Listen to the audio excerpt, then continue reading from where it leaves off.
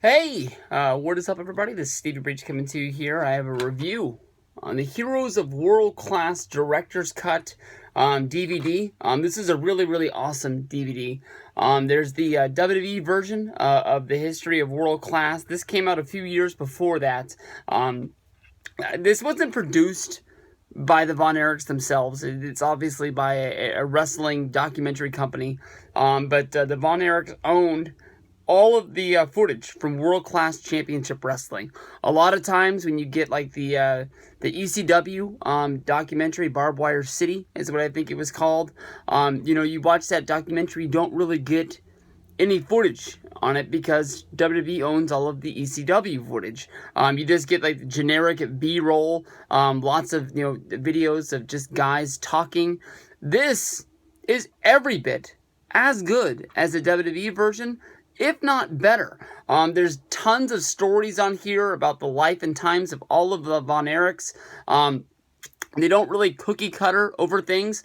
One of the things that I really figured out about World Class Championship Wrestling from watching the Heroes of World Class was that basically World Class Championship Wrestling got rolling before, Vince McMahon took over the WWF and really got it to the point where WrestleMania was becoming the big time craze. I always thought, from being a WWE fan and from watching a lot of the WWE documentaries, and even reading WWE books, was that Vince, was sort of coming up, and because Vince was coming up, all of the territories around the country, even though Vince was taking stars like crazy, basically I thought it was because the wrestling was booming. Sort of like, during the Attitude Era, when Raw and Nitro were on fire, and no matter what they put on television, people were watching and fans were going like crazy. The independent scene around the country, even though they didn't have guys from WWE or WCW wrestling on them, people were going to indie shows just because they couldn't get enough wrestling. That's what I thought was going on. But when World Class Championship Wrestling was at its peak, when it was booming, when it should have been, setting out into the United States to try and push into other markets such as like Vegas or California, or even trying to go on an East Coast tour, trying to get more people experience to the product. They didn't, because of the fact that the dad, Fritz Von Erich, was basically set in the old ways, basically didn't want to expand because he was sort of, brought into the wrestling business as, this is your territory, this is what you run, you don't go anywhere else, you don't basically go into anybody else's backyard and try to take food out of their mouth, because, the World Class Championship Wrestling was a part of the NWA at the time, and as a part of the NWA, that is when you had your big time draws that would float around the country, such as like Ric Flair. If you weren't a part of the NWA, you weren't getting Flair. And even though they had the Von Erichs, even though they had the Fabulous Freebirds and a lot of other people that came through their territory, you needed Flair to draw. But World Class Championship Wrestling is a place that really made a whole lot of stars. They housed a lot of stars.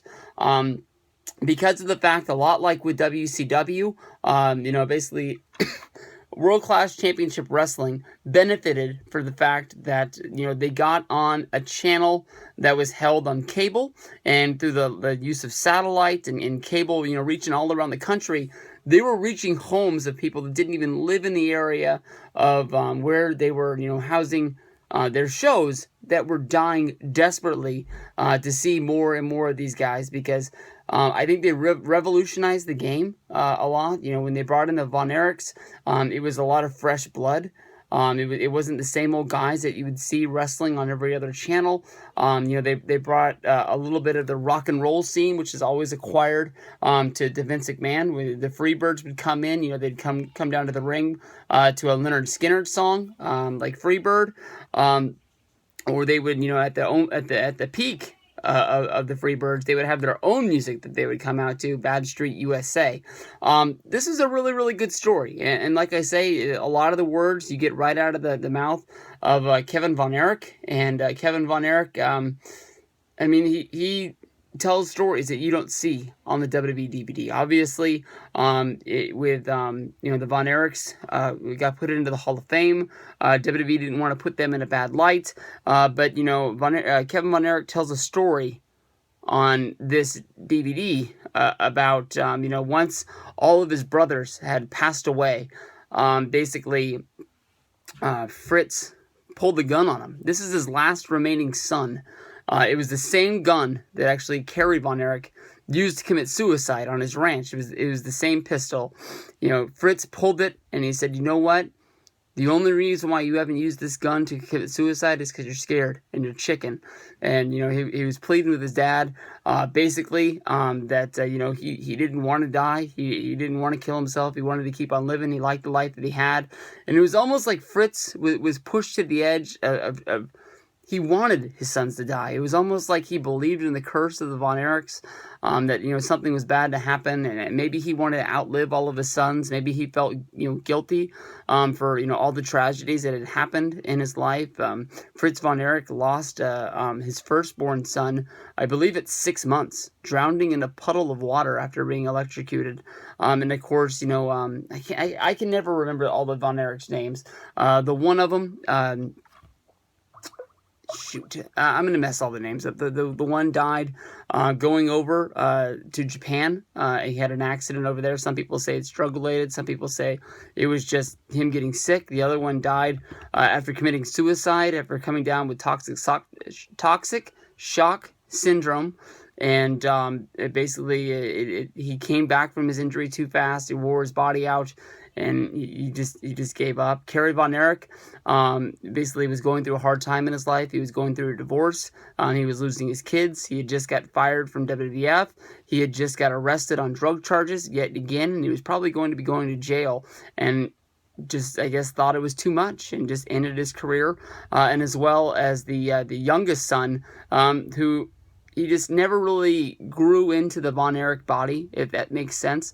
He never was as big. He never was as fast. He never was as strong as the older brothers. And, he tried to get into the wrestling. He really wanted to get into wrestling. He loved wrestling, but he just wasn't able to do it.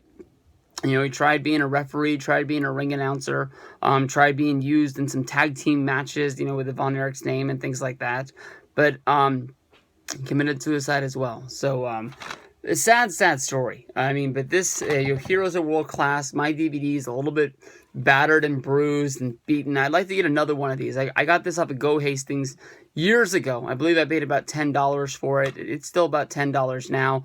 I've seen it on High Spots on their sale. I've seen this go for $5 before. Next time it's on $5, honestly, I'm going to get another one.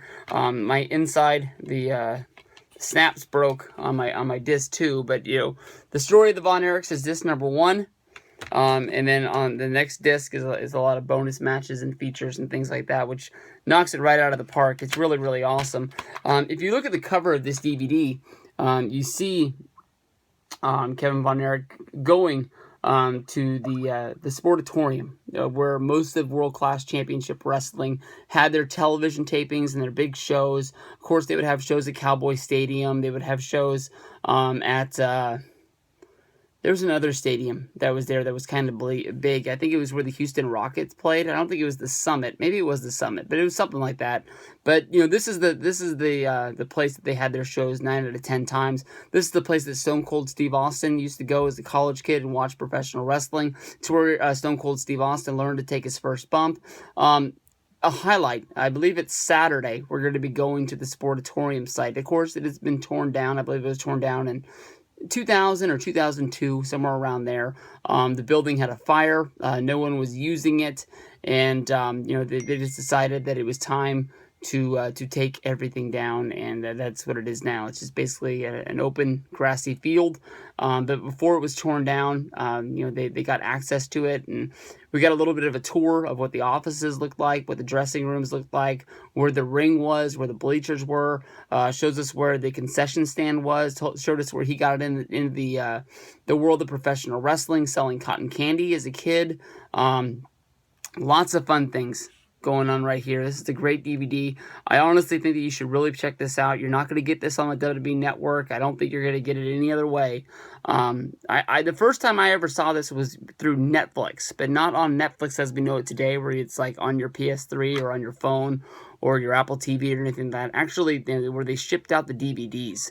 is where I saw this for the first time. And I didn't know anything about World Class Championship Wrestling. Honestly, all I ever really knew about was Kerry Von Erich, the Texas Tornado from the WWF. And I got this, and the first time I watched this, it honestly brought a tear to my eyes about the story of everything that Von Erichs went through. And you can tell by looking at the DVD cover how many stars you were. You got Kamala, you got Harley Race, Bruiser Brody, you got Gino Hernandez. I thought Jerry the King Lawler was on here.